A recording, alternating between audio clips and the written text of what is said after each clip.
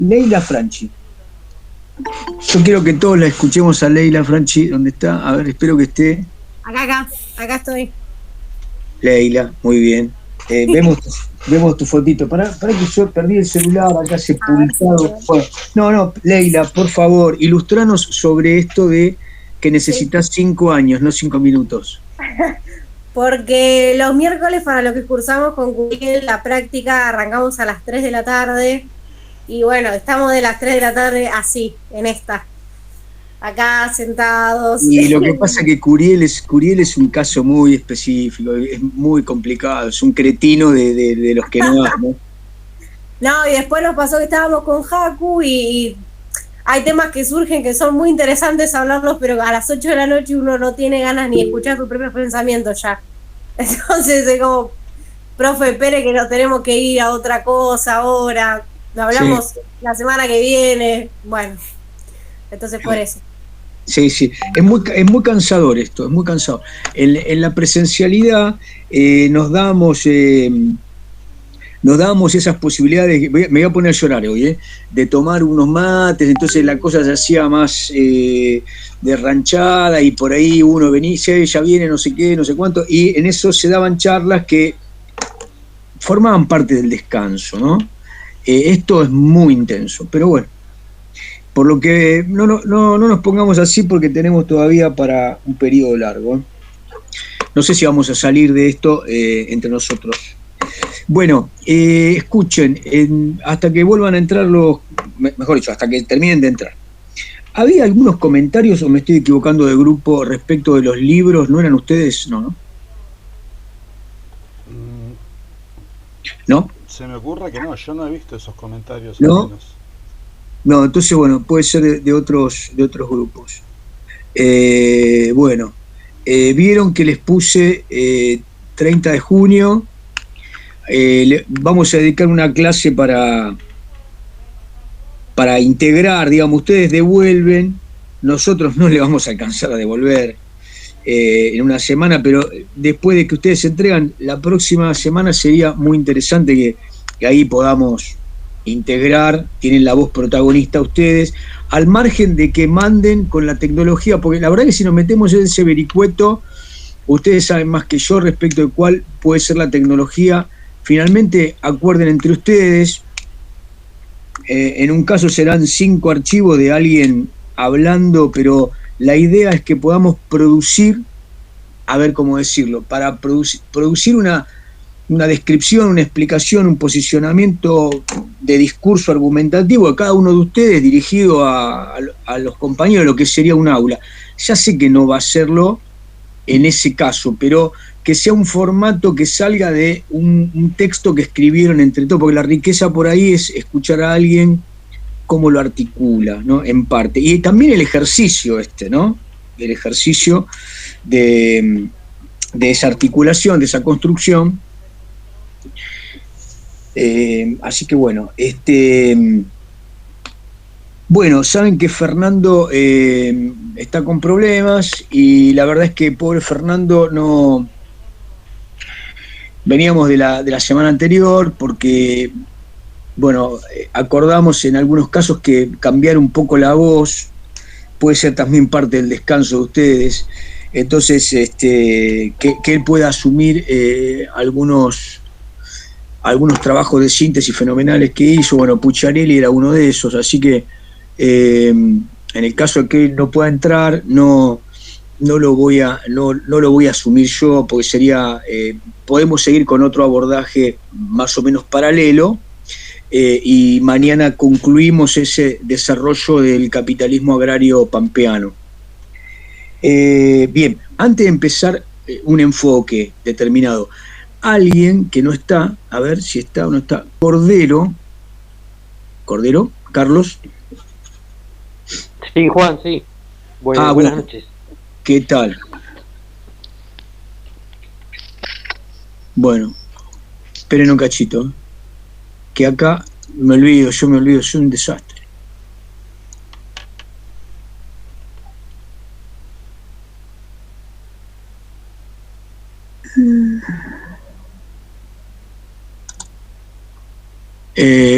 le decía, soy un desastre, así que voy a empezar a grabar ahora, porque algunas de las cosas que diga pueden servirle al resto.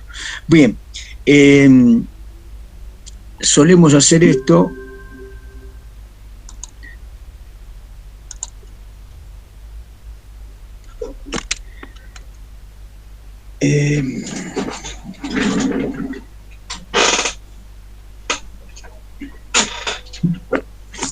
Bueno, hoy me consultaba Carlos, ahí empezamos. Bueno, buenas noches. Ahí me comentaba Carlos que yo le acercara, así un poco de memoria hoy, trabajos que abordaran el tema Pacto de Olivos, 1993, ¿no? De esto se empezó a hablar en 1992, pero el año fue 1993, las leyes y demás, la ley de convocatoria. La verdad es que me puse a pensar, y específicamente, Carlos, estuve buscando un rato, me parece que tenía algún texto, debo tener algún texto, que abordaba, creo que María Matilde Ollier abordaba el tema de las coaliciones políticas, por ese lado me parece, pero no te quiero mentir. La cuestión es que el Pacto de Olivos como texto no tengo nada que tenga un trabajo específico. Lo que sí me parece, y es un comentario que yo les puedo hacer a los demás, que puede servir, es en general una forma bastante interesante de buscar por escuelas o por especificidad, es abordar los manuales que tenemos, los generales. Yo diría, si entran por la academia, está muy fragmentado, la escuela histórica muy profesional y en algunos casos más anquilosada, porque tienen ramos del derecho y de la diplomacia y de parlamentarista, y termina siendo a veces una crónica. Pero en el caso de la historia de Paidós, en la historia de Paidós que dirigía Alperín, el tomo, este tomazo, en realidad, que es el último que escribe Novaro. El anterior es de Novaro y Palermo, el de la dictadura, y el que también es un tomo muy importante. Y Argentina en el fin de siglo, Democracia, Mercado y Nación, 1983-2001. Esta puede ser una buena entrada para la primera búsqueda, y seguro que en el aparato erudito encuentran trabajos específicos, seguro. Yo le decía a Carlos que seguramente una gran cantidad de trabajos son de corte periodístico, digamos, ¿no? Crónicas de corte periodístico, etc. Este es un buen manual para entrarle a ese tema. Otro que puede estar más actualizado es un recorte muy general, pero el de Luis Alberto Romero, La breve historia, le agregó unos cuantos capítulos a la parte de fin de siglo, y seguramente iban a encontrar de nuevo una cantidad en el aparato erudito, una cantidad de autores en relación con esto. El caso de Quiroga, en el tomo 10 de la Nueva Historia de Sudamericana, que usamos nosotros también. Después hay un trabajito, estos todos están citados en el programa, de Novaro y Palermo, llama La historia reciente. Y no tuve tiempo de buscarlo, pero me parece que en alguno de los capítulos, pues esta es una compilación, hay un borde, seguramente hay trabajos que hablan de la cuestión. Y después otro conocido, don Alfredo Pucciarelli, hizo una serie de textos que se llaman los años del alfonsinismo, los años del menemismo, los años del kirchnerismo. 3 tomos separados. A mí me falta el de los años del alfonsinismo, se me escapó, en su momento no lo compré, en algún momento lo voy a hacer. Pero los años de Menem, de Pucciarelli, la construcción del orden neoliberal, en este seguro van a encontrar, Carlos, con un aparato erudito muy importante, para empezar a buscar por acá. Digo, primer lectura y a partir de ahí primer enfoque de textos que seguramente van a ir al tema Pacto de Olivos. Por ahí, y después me parece que se puede googlear por el lado de tanto Novaro como Palermo y gente que trabaja con ellos, digamos, desde la sociología política y desde la ciencia política, siguen trabajando, tienen muchos mitallos que están con estos temas, ¿no? Así que eso es lo que yo les puedo aconsejar sobre esta cuestión, ¿no? Dale, gracias, Juan, igualmente. Bueno.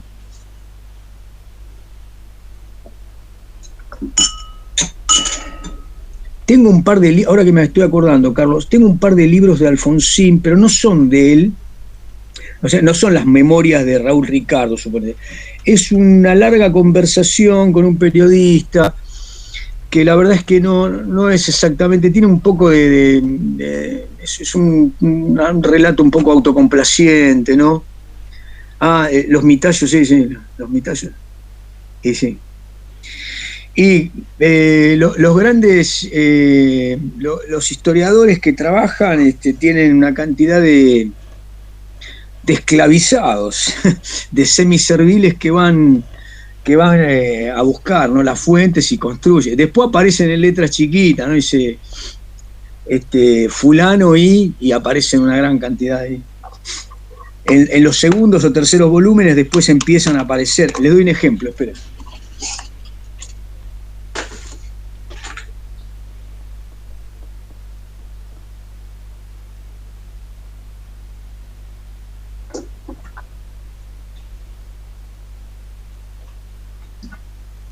Este escribió Novaro sobre el kirchnerismo, ¿no? Se llama Los límites de la voluntad. Entonces aparece Novaro, Bombecchi, Cherny, y a veces, si uno entra acá, se encuentra con otros nombres, ¿no?, más chiquitos. Esos fueron mitallos en un tiempo y ahora alcanzaron la página de inicio.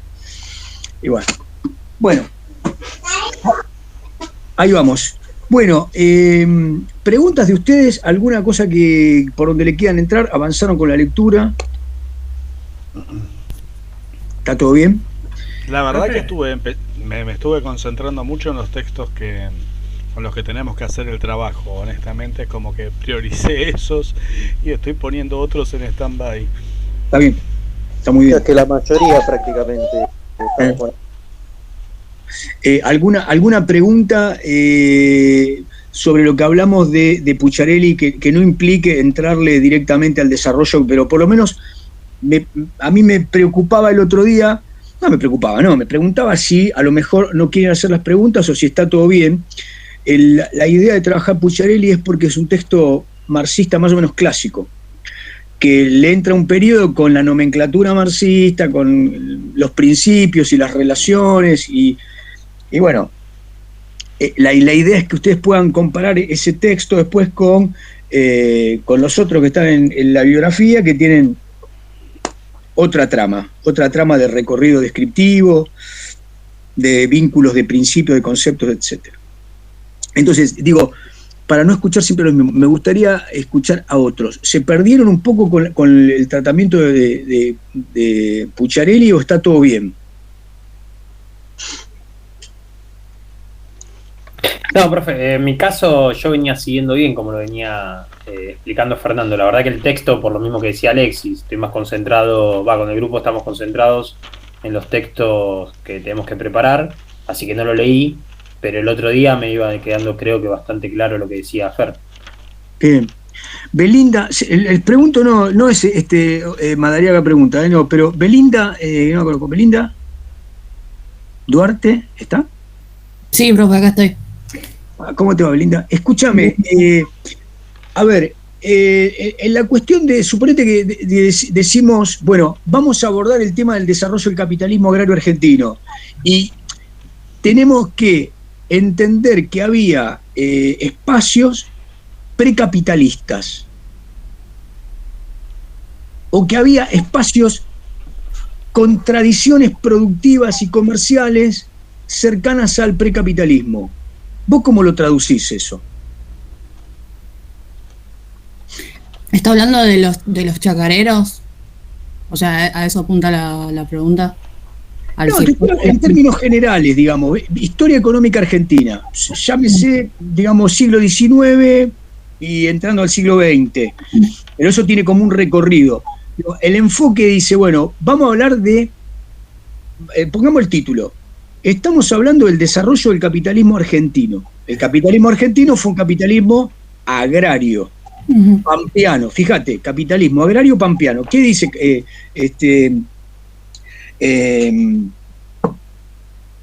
Pucciarelli? Dice, ese capitalismo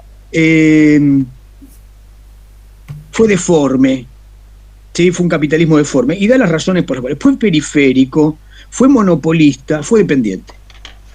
Entonces, digo, sin entrar en esto, yo te pregunto, ¿por qué capitalismo agrario pampeano? Y las márgenes. Entonces, por ahí hago un enfoque y digo, el abordaje del capitalismo agrario pampeano implica entender que en otros espacios subsistieron concomitantemente formatos tradicionalistas o precapitalistas. Entonces, eso, ¿qué significa para vos? Formato precapitalista o tradicionalista, en términos productivos, en términos de comercialización.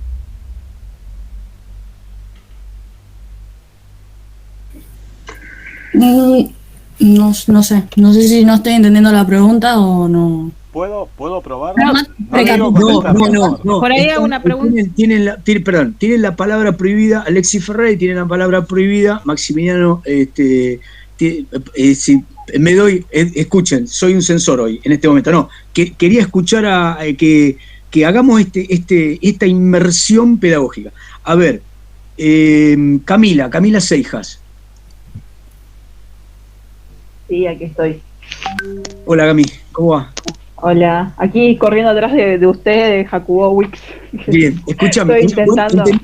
¿entendiste el planteo que hice, la proposición y que con formato de pregunta?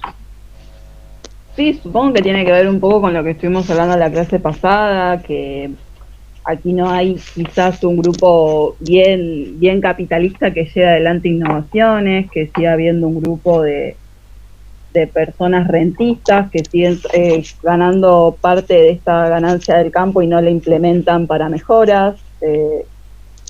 Pará, Camila, pará. El capitalismo agrario pampeano fue capitalismo. No nos metamos ahora en ese capitalismo deforme. En la periferia, a la pampa, digamos, a la zona pampeana, hubo un formato precapitalista o tradicionalista. ¿Qué entendés?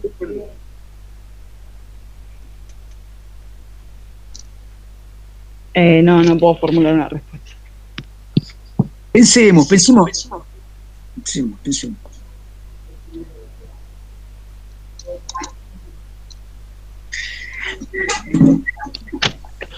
El año pasado, seguramente ustedes leyeron algo de Buchbinder o leyeron algo de Chiaramonte, seguro, Chiaramonte sí. ¿No? Sí. Tiene un libro, ¿no? Ciudades, estados, la formación de las ciudades. ¿La formación? La formación de las ciudades, Ah, está bien, pero ese es de historia cultural, está bien. Ahí Chiaramonte va por el tema de la confederación, ¿no? de los poderes delegados. Él piensa que en realidad las provincias tuvieron un tipo de confederacionismo. Ahí tiene una tesis muy, muy interesante acerca de la preexistencia de la nación o la no preexistencia de la nación, pero nos lleva a otro lugar, más bien jurídico o de constitución del aparato político nacional y de los poderes delegados de las provincias, bla, bla. No, yo hablo de el otro Chiaramonte marxista, o digamos, que en realidad explica la correspondencia que hubo entre el estadio de los que él llama grandes mercaderes y el estatuto legal de esas provincias. Por ejemplo, Urquiza y Entre Ríos. Los Madariaga, perdonen, ¿no?, la autorreferencia, los Madariaga y Corrientes, o Ferrer y Corrientes, ¿no? López y Santa Fe. Esos grandes mercaderes.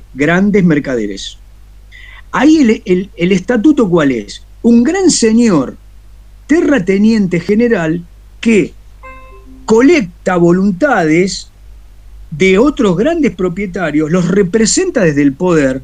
En la legislatura hay mayoría de estos señores que integran una estrategia, y entonces las provincias pujan por espacios, son clanes de producción, de comercialización, se cobran impuestos entre sí, se saquean, se hacen la guerra, etc. Esto, al margen que sean unitarias, digo, esto es lo que muy interesantemente propone en varios trabajos, no solamente él, otros autores, Chiaramonte. Se llama el libro, se llama Mercaderes del Litoral. Y tiene otros trabajos, pero en ese es fundamental. Por eso me refería a ese Chiaramonte, no al Chiaramonte político. Pero bueno, volvamos a lo que estábamos hablando, Camila. En la periferia, ¿qué querrá decir esto de precapitalista? ¿Cómo lo entendés? No sé, supongo que formas de explotación más tradicionales que no responden a este comercio más bien relacionado con Buenos Aires y alguna época anterior en la que justamente todo este comercio de cuero, de tasajo empieza en Buenos Aires y empieza a surgir todo ahí en detenimiento de otras zonas de nuestro país. No vas al punto. Estamos hablando de un historiador. Yo quiero posicionarme acá. Estamos tratando de un historiador marxista. Pucciarelli nos dice: el capitalismo clásico es la concentración de los medios de producción en la burguesía, concentra, unifica la propiedad, domina y barre otras formas precapitalistas, y todos aquellos propietarios menores son barridos por estas relaciones capitalistas en su avance hasta convertirlos en proletarios, o trabajadores u obreros. De trabajadores al que se le extrae valor de su trabajo, y burguesía. Digo, un marxista piensa en términos clásicos cómo es que un escenario de desarrollo capitalista es deforme y tiene comparativamente una relación con esto. Siempre que llama precapitalista algo, hay una cantidad de características que ustedes no me han mencionado y que quiero que las pensemos juntos, porque si no, a los textos que nosotros le estamos presentando, a algunos, ustedes no le van a sacar lo que nosotros queremos que le saquen. Acá lo que tenemos que hacer es percibir la textura de los principios históricos, en este caso marxista, o más o menos más eclécticos, o más cercanos digamos, al funcionalismo de mercado, que puede ser otra calidad de texto. A ver si puedo aportar. No, Leandro, vos sos el tercero que está censurado. No, eso es joda. Ya los dejo, esperen. Pero quiero a ver a alguien que no conozco o porque no me acuerdo en realidad. Castaña, Nicolás Castaña. Nicolo. ¿No está Nicolás? No, porque hay algunos que no me acuerdo. Rodrigo Ponte, no lo conozco. Rodrigo. No está. Acá estoy. Vamos. Rodrigo, ¿cómo lo entendés vos? Sí. Esto que estábamos... Los medios de producción precapitalistas, la propiedad feudal. En general. En general. Bueno, sería la explotación del señor feudal de los campesinos y siervos. Parémonos ahí. Muy bien, Rodrigo. Parémonos ahí. A ver, escuchen, hay toda una tradición historiográfica que en la Argentina, desde el marxismo, planteaba que el formato con el que surgió el capitalismo era un formato que había dejado la tradición hispánica. Grandes señores, jefes de clanes, que establecían un dominio clánico de sus jefaturas, que después esas jefaturas se tradujeron en un formato provincial, ¿no? Pasamos de la Capitanía General a la provincia con una fragmentación y que ahí quedaron tramados relaciones, vínculos, asociaciones entre los medios de producción, comillas, las relaciones sociales de producción, las relaciones sociales de comercialización y los estatutos legales que producían esos vínculos. Los había, por ejemplo, los estatutos de crédito, había los estatutos de moneda, había. Entonces, todas esas preguntas nos llevan al tema de qué vínculos había entre este desarrollo deforme que va avanzando en la zona pampeana y estas economías regionales que en realidad lo que tienen es un atraso porque tienen un formato precapitalista. Es decir, para acercarnos a lo que dijo Rodrigo, los trabajadores están muy lejos de ser convertidos en obreros o campesinos libres a explotar por un capital, porque hay otras relaciones personales y de propiedad que están ahí implantadas. Por ejemplo, trabajás en mi tierra, me entregás trabajo tantos días, me vas a dar una parte de lo producido. Esto como una parte de resabio colonial y feudal. ¿Tiene que ver con el caudillismo, profesor? Con los correcto. caudillos. El caudillismo tiene, en parte, en muchas de las provincias, la defensa de estas relaciones porque es parte de la constitución de su propio estatuto de poder. Pero más allá del caudillo en sí mismo, esto también nos está hablando, como dice Ferrer, de la vacancia de desarrollo por otras razones, porque son islas de producción, porque no hay infraestructura, porque viven en forma alternada del saqueo de otras provincias. Entonces, todos estos elementos me parecen muy interesantes no perderlos de vista cuando leemos a Pucciarelli, porque él nos está hablando de cómo se constituye ese capitalismo agrario, y yo les había hablado en una clase anterior de cómo surgían economías regionales, ¿se acuerdan? El vino, el azúcar, el algodón en el Chaco, ciertas producciones yerbateras y demás, que van a ser, la fruta, que va a ser protegida por el pragmatismo roquista y sus sucesores, siempre porque están vinculados con una suboligarquía de esa provincia. Entonces, es interesante pensar en qué medida la Argentina tenía un formato que iba a poder recepcionar relaciones capitalistas, punto, o en qué medida esa tensión para el desarrollo de esas relaciones capitalistas se fue dando, y cuando nosotros leemos descripciones históricas, eso está subyacente y no lo leemos de la manera que a mí me parece conveniente. ¿En qué medida? ¿Cómo las tenemos que leer? En términos de historia económica. Pero Juan, ¿te puedo hacer una pregunta? Bueno, escuchen, ahora hablen todo. Era solamente para hablar con algunos, pero sí. Una pregunta. Relacionando lo que comentó, lo que preguntó Rodrigo recién, o lo que dijo Rodrigo recién con el tema de los señores feudales y relacionándolo con lo que vos estás diciendo de los caudillos. Digo, ¿no sería muy loco pensar que un caudillo sería un pseudo señor feudal? Bueno, primero porque tiene un ejército, tiene tierras, bueno, primero, etcétera. Sí, Ernesto, me alegro de que estés en clase, no me había dado cuenta. Así que bueno, me alegro muchísimo, bienvenido. Yo lo que digo es, escuchen, lo que tenemos que hacer en historia económica es tratar de no categorizar muy fuerte, digamos, porque me parece que simplifica. Si nosotros decimos, por ejemplo, ustedes seguro leyeron a John Lynch, Rosas, el señor de la tierra. Ahí, digamos, despejemos como gran generalización. Rosas le pagaba a toda su soldadesca, digamos, a los coroneles, a los capitanes, a los sargentos que tenía cerca de sí con tierra. Le daba tierras a medida que avanzaba sobre la indiada. Esto era una forma de paga porque él no podía emitir moneda, o había momentos que pretendía extender este dominio. Ahora, tenemos que hablar de rosismo, yo diría no de feudalismo, sino tratar de establecer formas en las cuales el capital no había ingresado. ¿Cómo ingresa el capitalismo? Bueno, profesor, puede ser que entonces... Explico esto. Un ejemplo, que Aramonte dice que un formato de entrada del capital en el siglo XIX, las primeras décadas, 1820, 1830, 1840, en algunas provincias, era la habilitación. Venía un comerciante, el capital comercial, introducía una cantidad de mercancías importadas y otras del rubro, se instalaba como un mercader en una zona que era auspiciosa y habilitaba. ¿Qué era?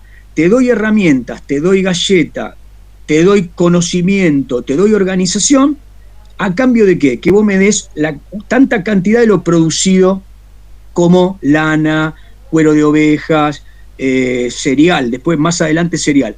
La habilitación, ¿qué es? Una forma de crédito. Esa forma de crédito en parte se parece a una inversión a futuro y las hacían los inmigrantes que tenían un capital e ingresaban y se iban aprovechando, iban extrayendo trabajo de pequeños propietarios de zonas más marginales. Cuando pasa el ferrocarril, a esos tipos los barre, porque el ferrocarril introduce otro formato de capital que genera un barrido de la infraestructura y de la inversión mucho más, diría, de mayor calado. Introduce a otros grandes burgueses que ya no generan la habilitación, generan un crédito porque existen entidades crediticias, bancos, etc. Entonces, me parece que tenemos que pensar en esto. ¿Cuál fue la transición entre los formatos donde el capitalismo está entrando en la etapa esta de transición, habilitación, de los formatos que son típicamente capitalistas? Entra el capital colonialista, tiene bancos y introduce un formato de inversión, cédulas hipotecarias, por ejemplo, ¿no? Cómo se cotizan, cómo extrae valor de los propietarios, de los pequeños propietarios. Ingresa esa inversión del gran capital monopolista, por ejemplo, en las provincias. Dice Pucciarelli, no, porque no le interesa a la provincia. Lo que quiere es el gran producto, llámese carne, llámese cereal, llámese lino, de ese espacio. Entonces, me parece, ahí está, me parece a mí, un formato de pensamiento que es económico. Si lo vinculamos después con un formato político, es como dice Chiaramonte, a mí me gusta más la idea de ir por la correspondencia, es decir, ir viendo cómo los niveles de concentración de poder se dan en un marco de una estructura social que favorece el sostenimiento de un formato económico. ¿Se entiende? Uno podría decir, como dicen muchos autores, Rosas y Urquiza, y Terrero, y Anchorena, y los Dorrego, eran grandes mercaderes, que se apropiaban de las mejores tierras, querían tener un puerto, y defendían los ríos a morir. Y, digamos, ese gran mercader está atado a un capital comercial, pero en un formato precapitalista. Bueno, ¿por qué decimos precapitalista? Por esto, lo otro. Ahora, en esta instancia que estamos leyendo ahora, necesitamos pensar cómo el gran capital barre esas relaciones precapitales. ¿Cómo las barre? ¿Cómo las disuelve? ¿Cómo hace que los pequeños propietarios se conviertan o en proletarios, los despoja, y qué terminan siendo esos trabajadores despojados? Bueno, gente que va a vivir en las conurbaciones. Ese es un proceso muy importante para entender por qué la Argentina, después de este gran desarrollo de un capitalismo agrario, termina en la crisis de ese proceso agrícola, hacia 1920, cuando se para la expansión, comienza un largo y pronunciado desgranamiento de la población rural, que va de las zonas periféricas, como golondrinas, y termina en Tucumán, terminan en Córdoba, y después van terminando en Rosario, en Santa Fe, y después la gran conurbación que es Buenos Aires. Esas conurbaciones, con esta expulsión de mano de obra agraria, responde a un proceso que comenzó antes en los formatos precapitalistas que fueron barridos por el capital, como dice Pucciarelli, ¿no? El gran capital monopolista es el capital imperialista. Es decir, todo el capital que decíamos el otro día ingresó a los ferrocarriles, a los bancos, como empréstitos al Estado. ¿Qué interés tenía? ¿Qué objetivo tenía? Unificar una producción estableciendo reglas de concentración capitalista. Lo que no pudo hacer fue unificar a los propietarios y le quedaron rentistas terratenientes, burgueses que introducían el capital, pequeños propietarios que introducían una parte de capital y se autoexplotaban como economía familiar, y después los proletarios del campo, es decir, los que iban a levantar la cosecha, que iban en un tren, los golondrinas, ¿no? Los que se iban y volvían de Europa. Entonces tenemos esas 4 clases que no son burgueses y trabajadores explotados. ¿Me explico? Este más o menos es el cuadro en el que yo tengo que meter Pucciarelli, para que nos sirva, ¿no? Para que la lectura de Pucciarelli nos sirva. ¿Qué nos está diciendo? Y después cruzarla con los otros textos que tenemos, que son más sencillos porque en realidad son más descriptivos y son funcionalistas de mercado, ¿no? Sí, Juan, te hago una consulta, perdón. Para que estaba, antes le dije a quién era, a Jorge. Jorge, dale. Dale. No, está bien, no, simplemente quería agregar algo. No, bueno, ahora después de lo que dijo usted está mucho más claro. No, igual Adamowski también en clases populares habla un poco de esto, ¿no? De cómo quedan... Sí. Nada, cómo queda partida esa clase rural, ¿no? Lo que les va a pasar es que esto que estamos diciendo en estas clases, que me parece que es más sistémico, olvídense de las unidades, porque esto pasa en décadas. Entonces, todos estos procesos, cuando lean historia de la clase media, historia de las clases populares, empieza porque visto desde, digamos, desde los productores o desde los sectores que van a los trabajos urbanos, el proceso empieza a generar, me parece a mí, grandes líneas de construcción, ¿no? De los procesos generales, ¿no? De procesos generales. Bueno, no sé, ¿quieren decirme algo? ¿Alguno más que no entendió? A mí me quedó una consulta, Juan, lo de las clases, digamos, parasitarias, que forman parte de la estructura clásica, digamos. ¿Cómo terminan metiéndose en esta nueva estructura económica? Los grandes propietarios, digamos, que son herederos de la tierra. Claro. A ver, vamos a tratar de pensar, esto lo dice Pucciarelli, pero no importa, ustedes lo leyeron seguramente en otro formato. A ver, ¿cuáles pueden ser distintas formas de transformar el escenario a fines del siglo XIX por el gran capital imperialista y por la expansión de los países desarrollados en la segunda revolución industrial, digamos, el vapor, etcétera, etcétera, genera a la vez una exportación de capital, una fuerte exportación de capital. Bueno, entonces, buscaban maximización de la renta. ¿Cómo transforman ese escenario heredado por los nacientes estados modernos de Latinoamérica? Bueno, un formato que dice Pucciarelli y dicen otros autores existe siempre son las grandes haciendas, los grandes señores, y al lado de esos grandes señores, minifundios. Una gran cantidad de minifundios. Colombia, Venezuela, Perú, etcétera, tenían este tipo de producción. Minifundios que producían casi para el autoconsumo, sin generar mercado, sin excedente, muy esclavizados. Y por otro lado, las grandes, digamos, haciendas, las grandes propiedades. En el caso de Argentina, eso no ocurrió. Es más heterogéneo. Pero de cualquier manera, volvamos a esta visión, digamos, dual, ¿no? Minifundios por un lado y grandes haciendas por otro. ¿Hay algún escenario en el cual hay una estructura de medianos propietarios que acceden al mercado autocentrados en sus estrategias de venta y de consumo? Sí. El Canadá y los Estados Unidos tienen estos farmers, gran expansión hacia el oeste de pequeños propietarios, medianos propietarios que acceden al mercado. Después igual son expoliados en parte, pero tienen un desarrollo de una economía familiar que después se extiende y que es capaz de invertir y desarrollar tecnología, profundizar su capital consolidado.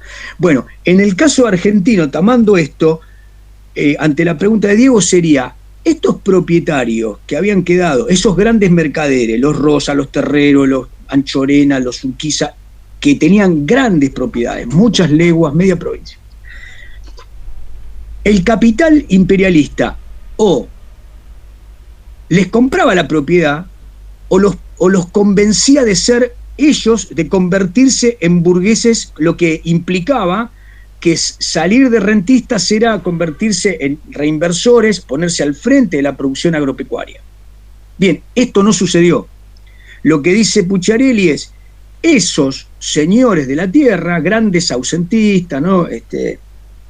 Terratenientes, lo que hacen es sacar un rédito de esa herencia jurídica y se convierten entonces en una parte de toma de ganancia de la renta general extraordinaria que tiene el campo o la producción agropecuaria en la Argentina. ¿Quiénes introducen el capital? Bueno, están estos burgueses que lo que hacen es arrendar en distintas instancias. Arrendar con introducción de máquinas, con introducción de mano de obra, aportan capital y serían los que en muchos casos se toman ganancia de su propia autoexplotación. Y después están los pequeños productores, porque el caso de la Argentina es que a escala de la Pampa extendida, el sur de Córdoba, el sur de Santa Fe, partes del norte de Buenos Aires, pero sobre todo Entre Ríos, Santa Fe y Córdoba, tienen productores medianos, muchos, una gran proporción que llamaríamos chacareros. Productores medianos que utilizan la economía familiar, se autoexplotan y que son los que producen la tensión con los grandes propietarios, porque en nuestro campo no hay una revolución de campesinos, no hay campesinos. Los campesinos son los proletarios que son utilizados temporariamente o estacionalmente, son absolutamente explotados, pero no forman parte de la que diríamos la crisis de puja entre distintos sectores. Esa puja se da entre los que arriendan o aportan un capital de la gran producción que los explota. Ahí ese es el grito al corta. Bájenme los arriendos, permítanme vender la cosecha en forma colectiva, los precios siempre benefician al que arrienda, etcétera, ¿no? Esa es la crisis del campo argentino. Tenemos 4 clases, ¿no? Entonces, el rentista, el que aporta el capital, el burgués, que es el arrendatario, tenemos grandes arrendatarios, pequeños arrendatarios, y después tenemos el pequeño productor, chacarero, y que organiza su autoexplotación, pero también explota a ese golondrina. 4 clases, dicen, en el campo, ¿no? Perdonen, y digo algo más. Esto lo tienen que mirar a escala de qué producían. Si hay producción bovina u ovina, los grandes terratenientes se dan cuenta que tienen que tener una estancia mixta. Entonces tienen un puestero para las vacas y tienen arrendatarios a los que les obligan a dejarle el campo alfalfado. Es decir, después de 2 o 3 años, siempre que terminan, reparten las cabezas, porque esa es una condición del contrato que se establece con el mediero, con el chacarero, con el arrendatario, reparten las cabezas de los bichos que sean, ovejas, vacas, etcétera, sobre todo de la oveja, y tienen que dejar el campo falfado. Esa estancia mixta es altamente productiva porque el alimento del ganado, digamos, es un desarrollo en la producción maximizada.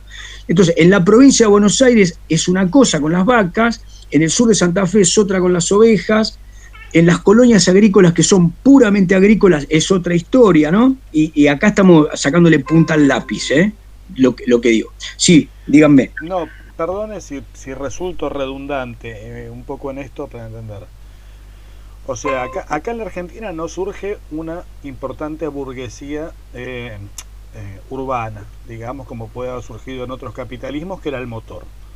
No logran tener un poder para imponerse, entonces necesitan llegar a este tipo de arreglos con estos dueños de la tierra, que son las oligarquías que manejan acá. Claro, al ser rentistas, los tipos inyectan capital en el campo, pero a la vez no consiguen una ganancia quizás lo suficientemente grande, ni tampoco incentivos para reinvertirla. O sea, entonces tenemos la clase parasitaria que cobra una parte de la renta por la simple propiedad de tener la tierra, el que le está inyectando el capital y el laburo, en definitiva, tampoco lo acumula en el propio campo. No sé si me explico a lo que quiero ir. Ese es el límite, justamente es el límite del modelo. Lo que dice Pucciarelli y otros es que ahí hay una banda muy estrecha en la cual el que arrienda su campo trata de mantener al arrendatario con incentivos que le permitan mejorar y acceder a una acumulación. ¿Se entiende? El que introduce capital va a tener... Hay estudios que, por ejemplo, muestran que las crisis en el campo, sobre todo la 1893 y la 1912, vienen antes de las crisis generales, porque baja el precio de lo que hoy diríamos de las commodities, baja el precio de lo que se exporta, y entonces hay un aumento, es decir, los rentistas tratan de protegerse y eso genera que se reduzca demasiado la banda en la cual los arrendatarios establecen el marco de beneficios con los cuales generar una expansión de su modelo de acumulación capitalista. Ahora, lo que vos decís... Con esto de los bancos garantidos, de finales del 80, que uno tiene que... O sea, se produce la deuda interna, como pasaba en Estados Unidos, que tenía ese modelo financiero, digamos, en el cual ellos cambiaban, digamos, para poder emitir, había que depositar primero en oro. Entonces creo que también con esto de reemplazar fiduciariamente, digamos, el empréstito que se hacía al campo, mediante una deuda interna y ya reemplazar lo que sería una deuda externa para poder darle un balance financiero, digamos, al mercado. Una copia, digamos, de lo que era Estados Unidos. No eran empréstitos, vos te referís a las cédulas hipotecarias. Sí. Claro. Bueno, eso, sí, los bancos garantidos obviamente va a ser un proceso de especulación, después lo vamos a ver en lo político, ¿no? Del año 88 al año 90, lo que se da es una gran especulación que después no se vio reflejada en la capacidad productiva de Argentina. Es decir, esa burbuja de gran cantidad de intereses que se montan sobre una superganancia futura tiene un límite, ¿no? Entonces, esa especulación se dio en algunos casos en los ferrocarriles, pero sobre todo en las tierras, que van a tener un incremento de valor muy importante en torno a que las exportaciones, crecían y crecían los precios y la demanda de Europa, ¿no?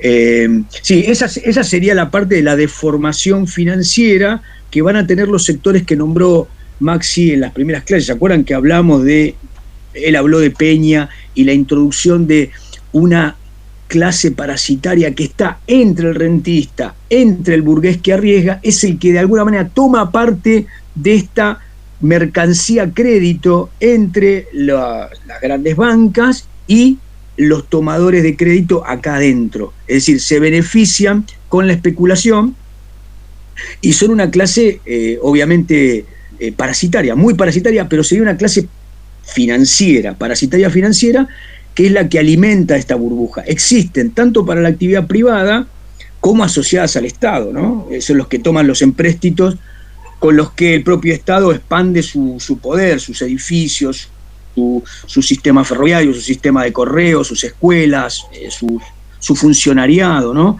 Es así, sí, está bien. Bueno, estas economías regionales, vitivinícolas, frutales, tampoco estarían, no tienen una contención de marco estatal como para poder competir, atlantizarse, digamos, para salir afuera, ¿no?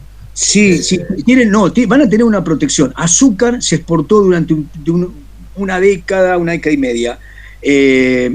Después, los costos del azúcar. El azúcar es un gran tema para seguir a lo largo del siglo XX. Perdonen que hago este salto, ¿no? En los años 60, el lugar que elige el PRT-ERP, perdonen que salte, ¿no? El PRT-ERP, Ejército Revolucionario del Pueblo, trotskistas, guevaristas, que deciden dar la lucha en el monte tucumano, como foco revolucionario. ¿Por qué eligen Tucumán? Tucumán es un epicentro de la pérdida de valor de la producción azucarera, que con Onganía se profundiza, pero ya venía de un deterioro. Tucumán era en algún momento el centro azucarera, y como la protección que el Estado tenía sobre el azúcar duró todo el siglo XX, esa protección fue bajando, y hay una relación directa entre la pérdida de esa protección a la producción azucarera, el cierre de ingenios, la cantidad de gente que queda sin empleo y las revueltas populares y la elección de Tucumán como un centro de gran rebelión popular y eventualmente el centro de la revolución de la guerrilla en esos años, los 70, ¿no? Pero respondiéndote a vos, Jorge, las economías regionales todas tuvieron protección. Sin esa protección no hubiesen tenido un mercado interno. Por eso yo les hablaba del pragmatismo que dice Rocci. Los conservadores fueron pragmáticos, ¿en qué sentido? Acudiendo a la defensa de algunas de sus ramas suboligárquicas de las provincias, defendían ese trabajo y lo que hacían era protegerlos con aforos aduaneros de las producciones que podían competir.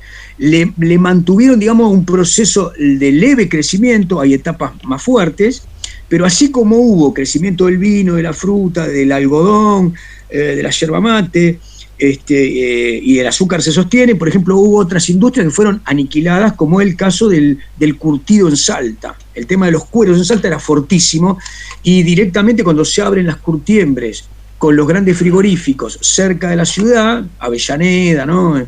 La Boca, etcétera, toda esa región, ¿se acuerdan que yo les decía que nos quedó la huella de la contaminación, ¿no? del resultado de las curtiembres? La producción salteña es aniquilada, así queda casi reducida a un pequeño artesanado que hoy lo pueden ver para los turistas, pero mínimo, ¿no? Ahí tenemos un contraejemplo. Esa fue una producción no protegida, ¿no? Bueno, pero todas fueron protegidas. Bueno, lo que quería como dato, nota de color, los ingenios azucareros en Tucumán fueron verdaderos centros de esclavismo. Sí. O sea, un tío de mi papá contó cómo tuvo que escaparse tirándose del tren antes de llegar a la estación, correr a campo traviesa porque la policía lo buscaba por la supuesta deuda que tenía dentro del ingenio, que le pagaban con bonos, donde podía consumir ahí adentro. Hoy no cambió mucho igual, ¿eh? O sea, una aventura. Sí. Bueno, me parece muy interesante. La forestal es un ejemplo de eso. La forestal en el norte de Santa Fe es un ejemplo claro de eso, de lo que estás contando vos, Alexis. No, pero escúchame, Ernesto, es un poco más complejo. Hay un autor que se llama Gori, que escribió el texto que se llama La Forestal. El caso de La Forestal es una concesión del Estado a una empresa, es decir, viene el gran capital, monta una ciudad con un hinterland, que es el bosque del Quebrachal, ¿no? Y ahí extrae tanino hasta terminar con el recurso. En ese contexto, digamos, hay pueblos enteros que nacen al calor de la expansión de la producción de tanino. Entonces, digo, eso se maneja como un enclave del capital monopolista que funda un Estado dentro del Estado. Es decir, tienen su propia policía, tienen sus gendarmes, tienen sus centros sanitarios, tienen sus escuelas, y después tienen sus soldados y producen una masacre. Esto es un tema. Lo otro que dice Alexis es muy interesante, lo relata, en parte lo explica en las clases populares Adamowski, que sería lo siguiente: las clases nativas, los sectores, parte de la nación nativa, avipones, tobas, sanavirones, que habitaban el norte de Santa Fe, el Chaco y Santiago del Estero, son poblaciones que son directamente coercionadas para ir a la zafra. Es decir, esto es un sistema de trabajo esclavista llevado a cabo por el poder político de esas provincias con Tucumán, pero no para los ingenios, para la zafra. La zafra es un trabajo terriblemente físico, demoledor, y bueno, en eso hubo... Los que se resistieron fueron masacrados. También había un formato de esclavismo para el algodón, aunque después se profesionalizó el cultivo del algodón y fue menos requerido. Pero el tema de la zafra es un trasvasamiento de esas poblaciones indígenas llevadas de manera esclavizada prácticamente a la zafra durante décadas. Ese es otro formato, diríamos yo, de ataque del Estado contra esos sectores que no estaban de alguna manera regulados dentro del formato de expansión del capital, y que son llevados de manera muy violenta. Eso lo van a encontrar, repito, en Adamowski. Después, a pequeña escala, también algo parecido en Jujuy con el tabaco. Obviamente en Misiones se imaginan que aún hoy la yerba sigue trabajando con sistemas similares. Bueno, en todos estos formatos, lo que hablábamos hoy con con Belinda, lo que hablamos con Camila, esos son formatos precapitalistas. El capital no logra penetrar o no quiere penetrar al interior de las relaciones sociales para establecer un marco de desarrollo de trabajadores que venden formalmente su empleo en un mercado de trabajo abierto. Se lo hace a partir de la coerción, pero con formatos señoriales, es decir, donde las relaciones personales mezclan el salario, el consumo, la paga, el dominio, la coerción, la habitabilidad de los que producen. ¿Entienden? Ahí claramente repasamos la periferia argentina y seguimos encontrando enclaves como para el desarrollo de esto que yo les decía, ¿no? Donde no avanzó el capital profundizando las relaciones capitalistas, burguesía, proletariado, se producen estos efectos, ¿no? Sin querer simplificar, digo, ahí tenemos que agudizar la mirada con más teoría económica o con historia económica para entender los factores que intervinieron, ¿no? Lo más interesante de todos esos casos es los formatos simbólicos, ¿no? Del dominio, cómo van a persistir. No me quiero hacer muy críptico, pero aparecen un montón de modalidades dentro del dominio que son muy tradicionales, ¿no? Donde obviamente la Iglesia cumple un rol en muchos casos fundamental. Bien, escuchen, yo les quería presentar solamente a modo, no sé si hay alguna pregunta más, si no les presento algo que tenía pensado.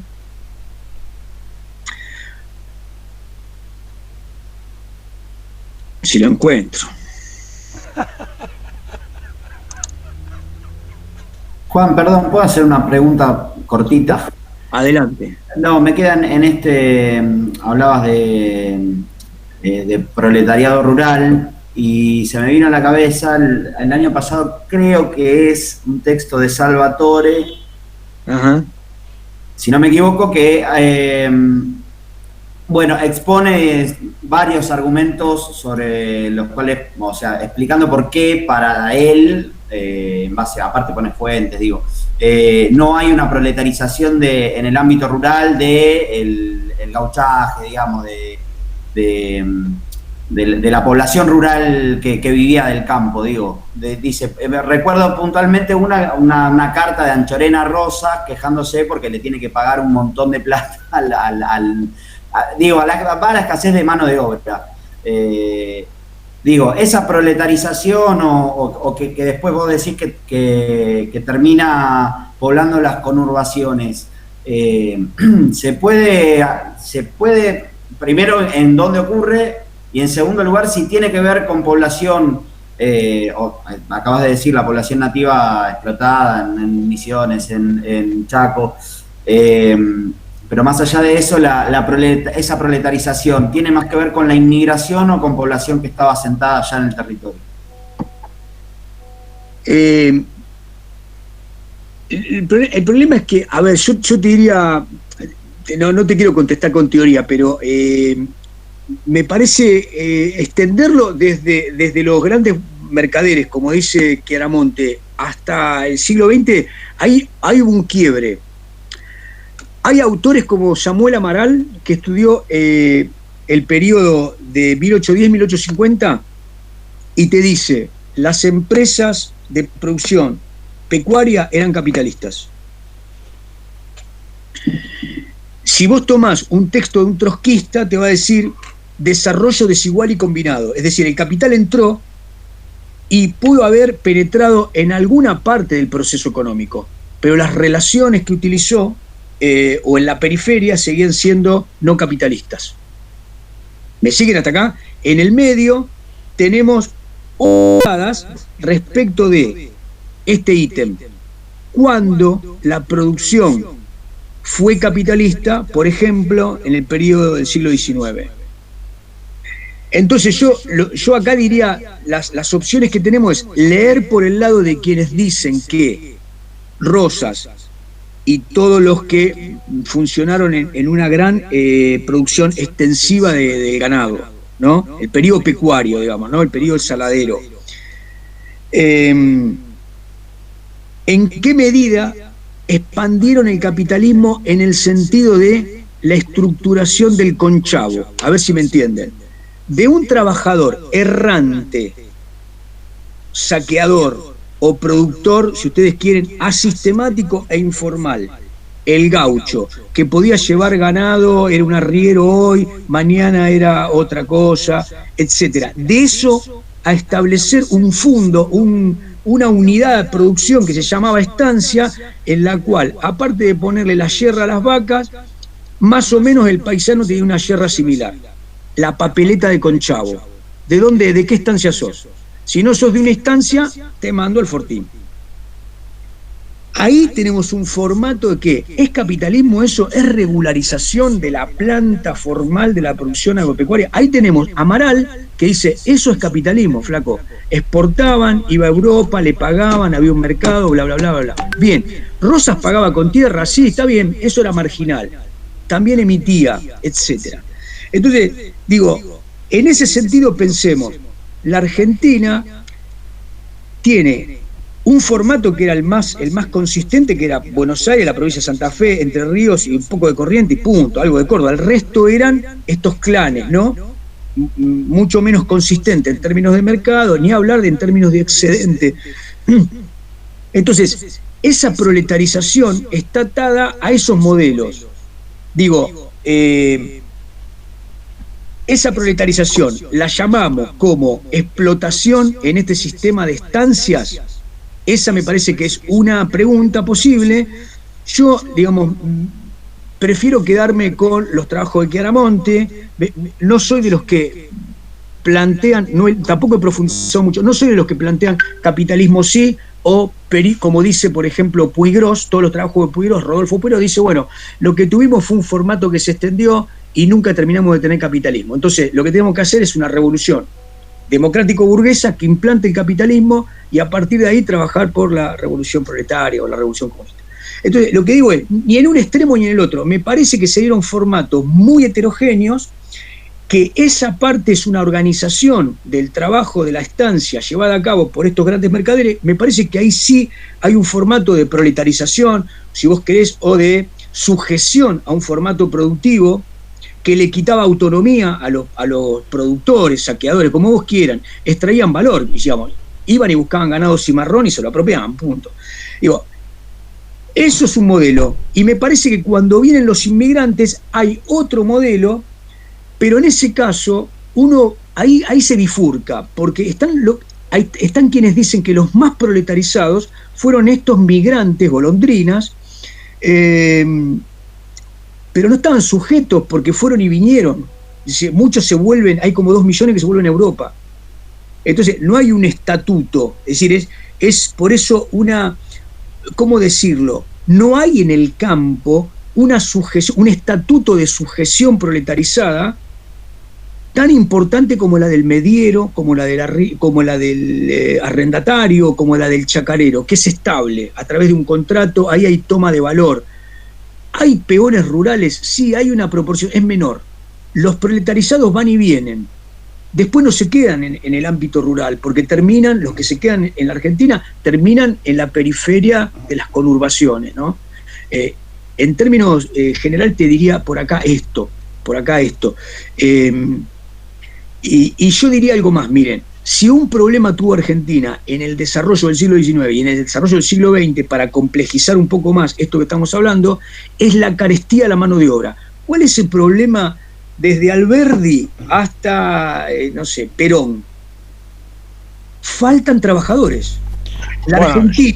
La Argentina es un lugar donde faltan trabajadores. Entonces, por esa razón es promisoria. Cuando hay gran expansión de la demanda, Argentina tiene altos salarios que convocan a muchos a venir a la Argentina en términos comparativos con otras latitudes, ¿no?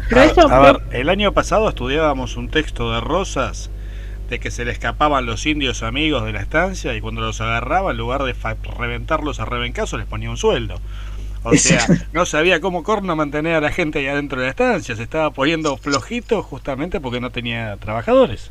Sí, yo diría, en términos, hay hay algunos textos que son formidables sobre el tema de Rosas y los grandes mercaderes, de la necesidad que estos hombres tenían de regularizar el trabajo rural, es decir, establecer con el arriero, con el productor, digamos, con la yerra, con los distintos trabajos de la producción extensiva, que es muy compleja, una regularización, es decir, vos trabajás acá, trabajás tantos días de acá, no te podés ir de acá. Profesor, digo, es muy interesante hacer una analogía con el hoy. No sé, yo por ejemplo, a mi familia nos gusta ir a cazar y siempre en el centro sur de la provincia de Buenos Aires, ¿no? Siempre andamos desde Las Flores, Rauch, Azul, porque por ahí en el litoral hay italiano, es más de agricultura, esto es más ganadero.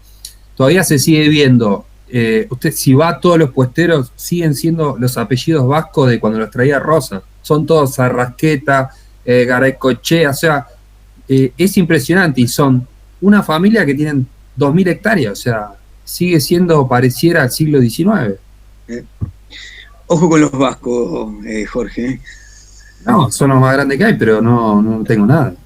No. Bueno, escuchen, vamos a darle una vuelta, a ver si puedo presentar esto, espérenme un cachito, a ver. Quiero salir de esto acá. A ver.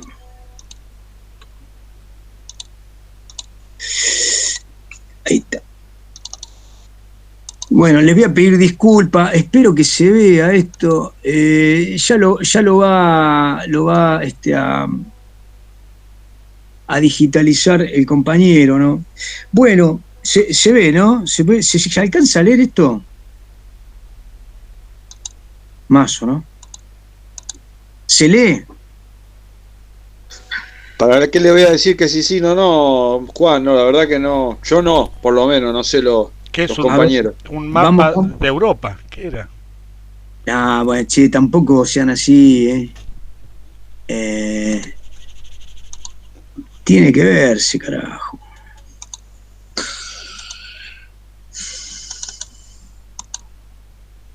¿Ahí?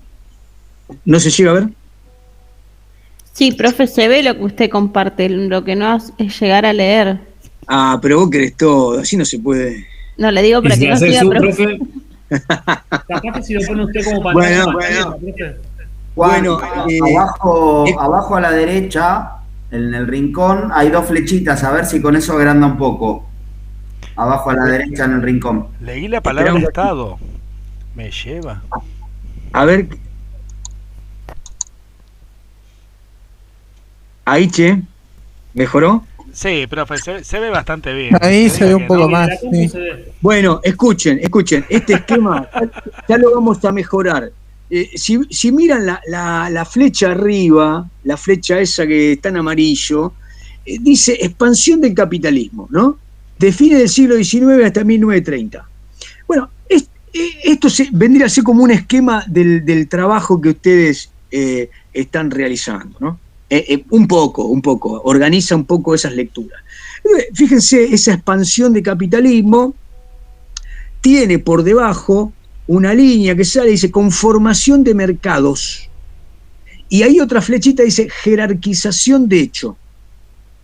Digo, una de las conclusiones que podemos ir sacando a partir de los procesos económicos, estamos hablando tanto en el ámbito rural como los que vamos a hablar en el ámbito urbano, es que el mercado produce una gran jerarquización, una gran selección social.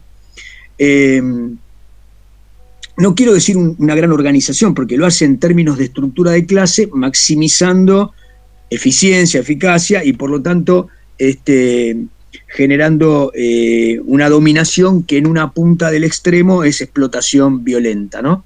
Entonces, fíjense, esta flecha tiene otras 2 flechas previas. En la primera dice nuevas bases de la desigualdad.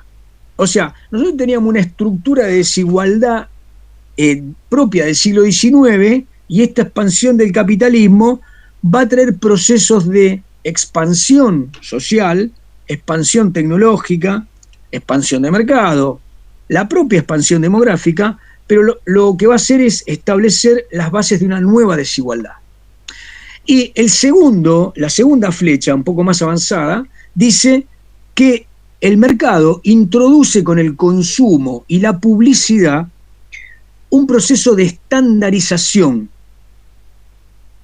Esta estandarización la podemos traducir por homogeneización de consumos, establecimiento de hábitos, que son los que también van jerarquizando la estructura de clases, ¿no? Entonces, si ustedes miran un poquito a la izquierda de su televisor, señora, ¿no? A la izquierda arriba, aparece ahí en la expansión del capitalismo cultura de la élite, clases o sectores dominantes, ¿no? Bueno, digamos, la élite y algunos sectores subalternos a las élites, que ustedes después van a ver, son los que dominan el proceso de origen de la expansión del capitalismo, ¿no?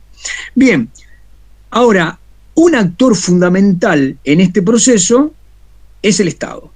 Hay un cuadradito, dice Estado, y debajo de ese hay otro rectángulo que dice inmigración masiva. Yo me centré en pensar estos dos agentes históricos formidables de este periodo para establecer los marcos que terminan de producir la desigualdad de esta expansión capitalista, ¿no? Bueno, por un lado, y esto es muy importante para lo que hablemos en clase 7, el Estado tiene una acción legal formidable desde los años 80. Cuando digo formidable, no quiero que el formidable se implique una toma de posición en términos de valoración. Ahora, es indudable que los procesos que ese Estado introduce, me refiero al primer roquismo, al segundo roquismo, sobre todo, las dos presidencias Roca son formidablemente penetrantes. ¿En qué sentido?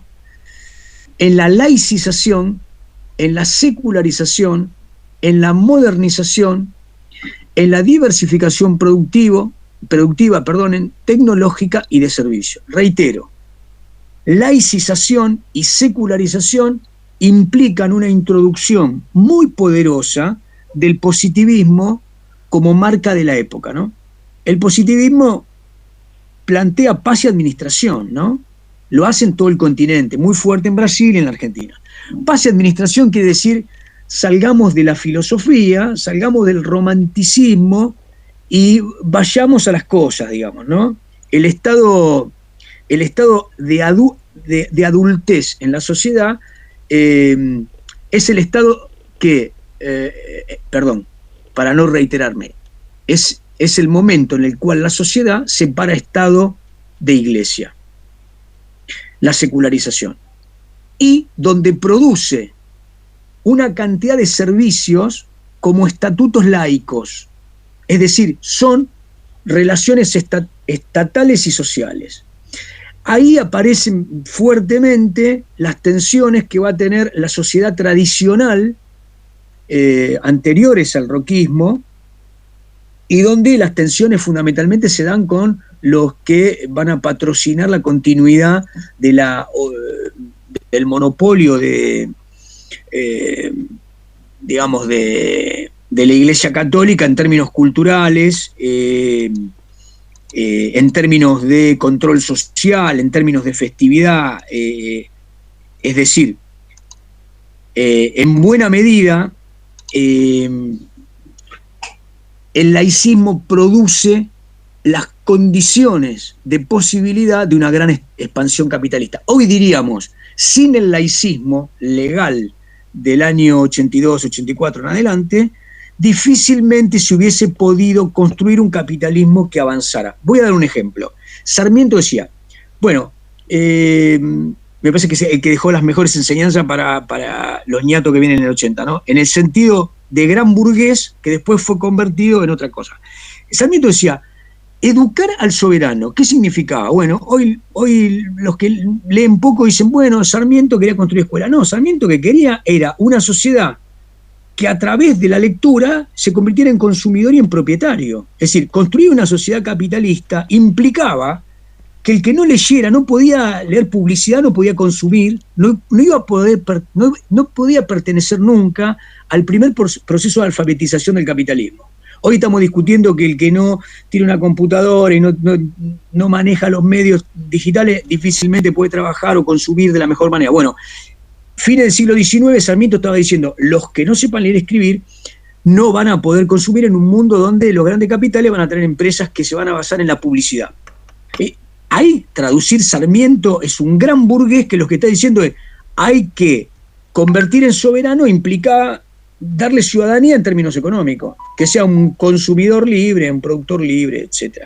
Más allá de que después él adhería al proyecto Farmer, ¿no? Bien, entonces, digo, esa laicización tiene por un lado el modelo de expansión del sistema educativo, claramente, y la otra línea de igual profundidad es la lucha contra la Iglesia, que termina obviamente con Roca excomulgado, es decir, rompemos relaciones con el papado, con Roma, durante un periodo largo, a partir de, obviamente, que la Iglesia pierde no solamente el control del registro social, del registro civil va a ser ahora una potestad del Estado, y por otro lado, rápidamente la pérdida del control de la educación para la Iglesia es un golpe mortal, ¿no? Hay muchos trabajos que hablan de los vaivenes, ¿no? Si bien la Iglesia va a ser derrotada en estos 80, después va a volver y los conservadores van a tener que pactar más adelante. Pero en este periodo claramente se producen las condiciones jurídicas y de desarrollo social para la expansión capitalista. Obviamente, imagínense la pérdida del control del escenario cultural para la Iglesia es un proceso muy, muy importante. El otro es el de claramente unido a la laicización, es la secularización, ¿no? Claramente, digamos, la Argentina del romanticismo al positivismo gana un proceso de clima, de atmósfera, de gran desarrollo científico, de gran producción intelectual. La Argentina va a ser un faro desde inicio del siglo XX de toda América, ¿no? Entonces, es muy interesante pensarlo así, para tener un pie en la historia cultural. No había en la Argentina, a partir de la generación, digamos, dorada de los liberales románticos, a mí me gusta decir liberales románticos pseudo socialistas, porque leían a los primeros socialistas, no había posibilidad de establecer un marco de disputa política si no era libresca. Es decir, el escenario de Buenos Aires y sus alrededores es la constitución de una opinión pública que desborda lo que había pensado Mitre. Mitre, digamos, el creador del periodismo como uno de los vínculos con la política. El fundamental teatro de la política para Mitre es tener un periódico, obviamente para Hernández, para Sarmiento, todos tenían un periódico, pero eso va a ser desbordado en las primeras décadas del siglo XX, y entonces no vamos a encontrar una línea anarquista, por más pauperizada que esté, pauperizado que esté ese grupo, que no tenga una publicación. Cualquier corriente socialista, sindical, tiene una publicación, tiene una biblioteca, tiene textos, manifiesta, hacen teatro, tienen literatura, tienen declamación. Esto me parece que es un continente cultural un poco perdido en nuestra historia, o devaluado y ganado por otras líneas, ¿no? Lo que sería esta gran difusión, gran avance sobre el pensamiento laico. Todo esto en buena medida se hace en contra de la Iglesia. Socialistas, anarquistas, liberales, hasta los conservadores tienen un enemigo muy portentoso, que es la Iglesia, que quiere sujetar todos los procesos expansivos del pensamiento. Ustedes imagínense estos orígenes de gran clima de revolución socioeconómica, tecnológica, hace que la Iglesia se convierta en el gran faro del tradicionalismo statu quo. Bien, de todos lados le van a pegar, eso me parece que es muy importante, y unido a esto viene, digamos, el gran concepto de la modernización. ¿Qué implicaba la modernización en términos sociales, no? Bueno, ahí hay efectos del positivismo que van por varias líneas, ¿no? Por un lado, el positivismo genera una concepción social biologista o biologicista. Es decir, a partir de Spencer hay muchas líneas que plantean que la inadaptación social es una patología de producción natural, digamos. Los inadaptados tienen que ver con un proceso claramente inabordable desde el Estado y desde lo social. Entonces, desde ese lugar, claramente, cuando digamos, yo los mande a Terán, o veamos Terán, vamos a leer a José Ingenieros, a Ramos Mejía, son nuestros Bunge, nuestros primeros sociólogos, son fuertemente darwinistas. Lo que están diciendo es, estos sectores que no logran establecer un marco de inclusión en el desarrollo capitalista, no se pueden adaptar porque naturalmente su estructura biológica no se los permite. Acá pongamos entre paréntesis, esta época hablar de raza era común. Cuando leamos el fragmento de Joaquín B. González, igual que en Sarmiento, igual que en Juan B. Justo, todos, cuando dicen raza como palabra homónima de nación o de grupo social. Es decir, la raza, nosotros no diríamos nunca la raza argentina, porque entendemos que la condición por la cual nos hace argentinos no tiene nada que ver con el enclave social por el cual somos como somos. Nuestras características devienen de muchos otros lugares, no de la naturaleza biológica. Bueno, para el positivismo de comienzos de siglo esto era así. Pero como muchos de ellos formaban parte de la comunidad médica, muchos eran médicos, hay unido a la modernización un alto avance del Estado. Es decir, la segunda línea de expansión del Estado argentino, ¿en qué se da? Bueno, la primera línea fueron, diría mi amigo anticonservador, ¿no? La primera línea fueron los Remington, ¿no? El ejército, el correo, después vino el ferrocarril. ¿Cuál es la avanzada del Estado en esta segunda oleada, a fines de los 80, los 90? ¿Qué hay? Hay agua segura. Después de la fiebre amarilla hay que tener agua segura. Es decir, hay que dotar de agua como un servicio a la población para evitar epidemias. Entonces, ¿obra sanitaria ya se había hecho, Juan, ahí? Se empieza a hacer. Es decir, una ciudad que había sido sobre la planta colonial, hay que levantarla, poner caños y empezar a distribuir agua segura, ¿no? Esto es una idea de Sarmiento. De nuevo, creo que si tenemos un prócer de Sarmiento, no hay otro, pero digo, en términos de las ideas que dejó, a mí me pone muy mal cuando dice que Sarmiento era un educador solamente, ¿no? Bueno, el tipo dice, acá hay que traer agua segura después de la fiebre amarilla, ¿no? El 71. Entonces, esa es una línea que trae todo un pensamiento que podemos llamar el sanitarismo. Los hospitales públicos, la vacunación, etcétera. El hospital, cuando lean Diego Armus, van a ver en qué vínculo hay entre la represión, la xenofobia, el racismo y cómo el Estado dispone una valla ante las primeras generaciones de médicos que reciben a esta horda inmigrante que venía a inundar la ciudad de Buenos Aires, con nuevas pestes, ¿no? Sobre todo con la tuberculosis. Entonces, ahí tenemos educación, sanitarismo, hospitales.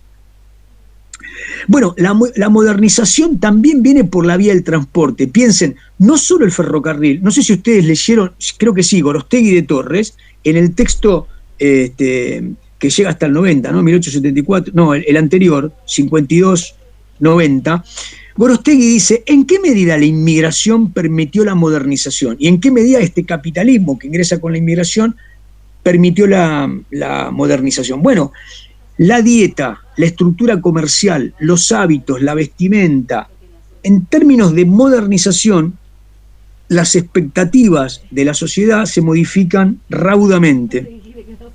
Se introducen tecnologías que no estaban en la Argentina, y esto produce, con todo lo que dije antes, una gran diversificación, ¿no? Aparecen sistemas de transportes urbanos, aparecen sistemas de servicios urbanos que antes no existían. Bien,